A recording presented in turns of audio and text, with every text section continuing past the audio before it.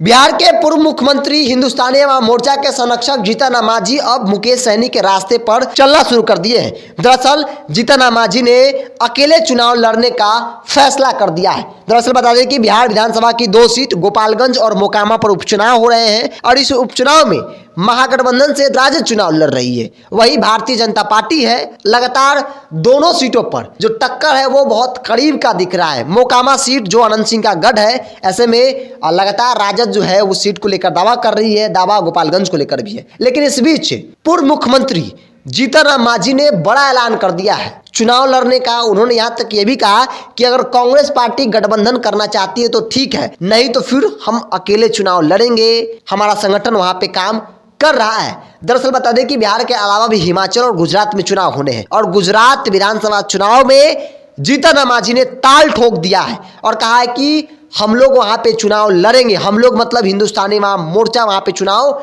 लड़ेगी। इतना ही नहीं, उन्होंने दौरा भी किया है और कहा कि संगठन हमारा वहां पे काम कर रहा है। आमतौर पे अब तक जो है बिहार के क्षेत्रीय पार्टियों में से एक मुकेश सहनी की वीआईपी जो है उत्तर प्रदेश में चुनाव लड़ चुकी है। वहां पे उनकी जमानत जो है वो जब्त हो गई थी और अब झारखंड में चुनाव लड़ने की तैयारी कर रही है। ऐसे में अब जीतन राम मांझी भी बिहार के अलावा उत्तर प्रदेश भी गए थे, लेकिन वहां चुनाव उन्होंने नहीं लड़ा। माहौल देखकर फिर पीछे हट गए थे। लेकिन उसके बाद वो गुजरात पहुंचे हैं, गुजरात दौरा किया और कहा कि यहाँ पे हम लोग चुनाव लड़ेंगे। गुजरात प्रधानमंत्री मोदी अमित शाह का उसी राज्य से आते हैं, यानी कि देश के 2 सर्वोच्च पदों पे, एक नंबर, दूसरा 2 नंबर, यानी कि प्रधानमंत्री मोदी और अमित शाह उसी गुजरात से आते हैं। कई उद्योगपति गुजरात से आते हैं, अडानी अंबानी की बात कर ली जाए तो उसी गुजरात से आते हैं। उस गुजरात में मोदी के गढ़ में जीतन राम मांझी ने ताल ठोक दिया और कहा कि हम लोग यहाँ पे चुनाव लड़ेंगे। वही कांग्रेस पार्टी को भी उन्होंने ऑफर दिया है और कहा है कि अगर आप मेरे साथ लड़ना चाहते हैं तो हम आपके साथ गठबंधन में चुनाव लड़ेंगे। अगर आप मेरे ऑफर को ठुकरा रहे हैं तो फिर हम अकेले चुनाव लड़ेंगे, क्योंकि हमारा संगठन वहां पे है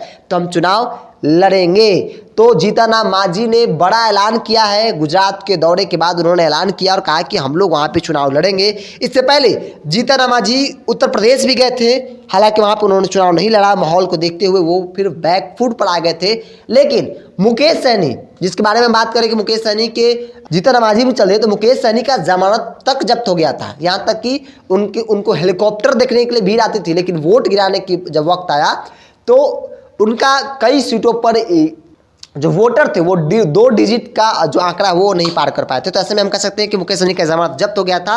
अब जीतन राम मांझी भी उसी तर्ज पर चले हैं चुनाव लड़ने के लिए। वो गुजरात गए थे, गुजरात में वहाँ पे उन्होंने संगठन का जायजा लिया, संगठन के लोगों से मुलाकात की और उन्होंने कहा है कि हम लोग यहाँ पे चुनाव लड़ेंगे। तो मोदी के गढ़ में अब जो कांग्रेस हाथ पैर मार रही है, अब जीतन राम मांझी भी चुनाव वहाँ लड़ेंगे। यहाँ तक कि उन्होंने ऑफर भी दे दिया है कांग्रेस को कि अगर आप मेरे साथ चुनाव लड़ना चाहते हैं तो फिर लड़िए, नहीं तो फिर हम अकेले चुनाव वहाँ पे लड़ेंगे। तो जीतन राम मांझी, बिहार में महागठबंधन की सरकार है और महागठबंधन में 7 पार्टियां हैं, जिसमें से एक जो है वो जीतन राम मांझी भी है। जीतन राम मांझी अकेले गुजरात में चुनाव लड़ने का फैसला लिया है। वही जनता दल यू की बात कर ली जाए तो उन्होंने कांग्रेस का समर्थन, जो खबरें आ रही है कि कांग्रेस को उन्होंने समर्थन दे दिया है कि कांग्रेस को जो वहाँ के जो वोटर होंगे जेडीयू के, वो कांग्रेस को अपना वोट मत देंगे।